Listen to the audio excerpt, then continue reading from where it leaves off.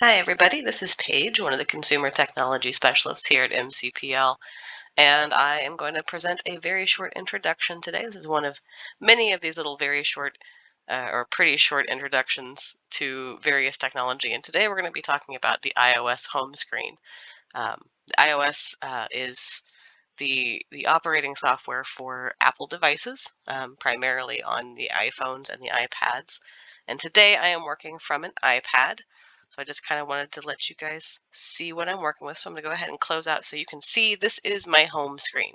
So when you kind of first get into your iPad, and pretty much anytime you are using your iPad and you don't have an app open, um, the home screen is what you see. There are several home screens depending on how many apps you have or how you arrange the apps that you've downloaded. You can kind of see down here below my little rubber ducky, there are two little gray dots that lets you know that I have two home screens. This is my primary home screen. This is where I kind of land most often and typically where I keep the most used apps. That I kind of play with when I am on my iPad. And then if I swipe left, I can get over to my other home screen. So I can navigate between the two home screens just by swiping left and right. Um, I use my second home screen to kind of organize apps that I use for programs like this. So I can kind of put things where I like to see them and can access them a little bit easier. You can see I have a couple of random apps in here that I have just sort of downloaded as demos as well, so people can see what it looks like to download an app. But today, specifically what I want to talk about with this home screen is that you are not stuck with however things load into your home screen. So when you download an app from your app store, it usually goes to that second home screen. So you can see where I have Pokemon Home over there. That was one that I just downloaded, and that is where it went. It did not go to my primary, that first home screen. It comes to this second one for me. But if you want to move things around, you aren't stuck with how it shows up. And that's kind of what I wanted to show you today. So there on an iPad are a couple of different ways to move apps around and kind of play with them a little bit. So the first thing you can do is if you just kind of press on it and kind of just keep your finger on it, you can move it around. So you can see me moving the PowerPoint app around. Um, and it started what Apple calls the jiggle. So all of the apps kind of that can be deleted have a little X in the left corner, and they start to literally wiggle or jiggle. When you see that, that basically means you can move apps around. So I can kind of hover this around if I wanted it to go. If I wanted to switch how these two are arranged, I can. If I wanted to put clock below, I could do that and have everything move around. Um, Move that back. I like it up in there corner. Um, so that's one way that you can kind of fiddle with it. You can arrange, but you can see that they have to always kind of be in that top line. They aren't going to change from that. So I can't grab my PowerPoint app and put it down here in the corner of the rubber ducky, kind of like you can with your computer desktop. But I can at least put the apps in a row the way that I like them. Another thing that I can do, you'll see me, I'm going to close out of the jiggle. So to get out of that jiggle, you just press your home button, um, and that'll kind of stop everything. Another thing you can do, whoop, sorry, is to press and hold again, and then you can kind of move things around. So this time I grabbed the Google Photos app, and you kind of see me moving it around here. I'm going to hover it over the Apple Photos. Come here. I'm going to try to hover over the Apple Photos. That's not going to let me. Doesn't want me to. Probably because I have these two apps. If I want to, I can put this in a folder, so I'll move this out so you get an idea. So I'm grabbing this time the Apple Photos app because it will play nice. And I already have a useful apps folder up here on the top that I use for my useful apps.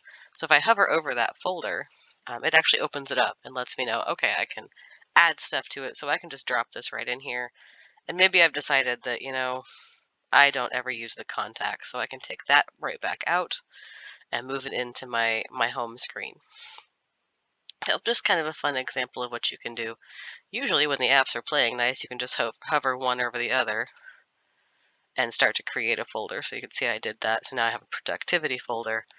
If I don't want that folder anymore, if there's two things in it and I take something out, it will just make that little folder go away. I have a third home screen now. Interesting. Must have moved something over there. If you have stuff on a home screen that you would like to move around, so if you have the second home screen and I would like Google Translate, which is over here in the top top right corner, I'd like that to move to to the front home screen because I use it all the time. So you can just hover it on the edge of the screens, and that will actually let it navigate between the two different home, or two or three, or however many home screens you have. So if I would like to, if I'm kind of cranky at Google Photos for not working nicely to make me a folder, I can hover all the way over and put him alone on a different home screen. I let go of him too soon, so move that again. So you can see it shift, and then if I let go, it goes into that top left-hand corner. One more thing with the home screen that I kind of wanted to show you is down here on the bottom in our little toolbar is what I'm going to call it. You can move things in and out of that as well. So if you don't want this down here in the dock, this is what it's actually called, the dock.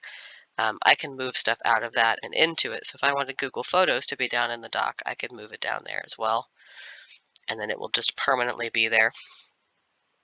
That little X in the top left-hand corner allows me to delete apps. And I don't have any apps. Well, I do have an app I would like to delete. So if you want to delete an app or you've downloaded more apps than you need, or just don't find that you don't use one of the apps that you have downloaded, you can just still tap that little tiny X in the top left-hand corner when the jiggle is active. So it's not going to pop up until you kind of bring that jiggle up. But if I tap that, it's going to ask me, do I want to delete this app? I do, so I can just tap delete. And that's all it takes. Sometimes it'll ask like if there's any data associated with the app. It may ask if it's okay to delete that data as well, and you can choose what you want to do with it. Typically, the reason that you would keep that is if you think maybe you'll re-download that app later on because it's your play data for like a game. So it'll remember what you've done in a certain game. If you want to hold on to that, you can. And then down here in the dock, oh, the jiggle stopped. The jiggle will automatically stop after a while. We'll get that going again. Hey, come on. There we go. So we got the jiggle going again.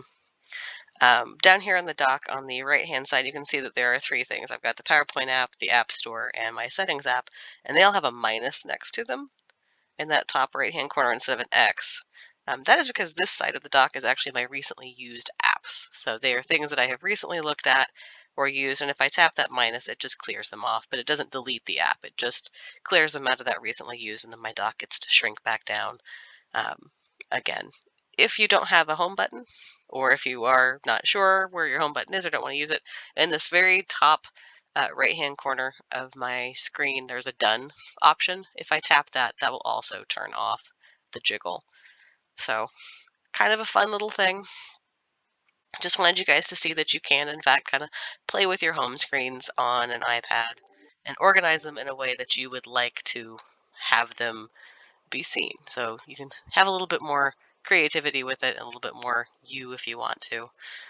So, and that is that. So I hope you guys enjoyed that. Thank you for joining me. If you would like to see more short little videos like this, or some of our long ones, please check out our Consumer Technology Resources playlist on the Mid-Continent Public Library YouTube channel. Or if you'd like longer videos where we go a little bit more in depth or talk about some bigger topics, all of it involving consumer technology, sort of like iPads in this. We premiere a live video each Wednesday at 1 o'clock on our MCPL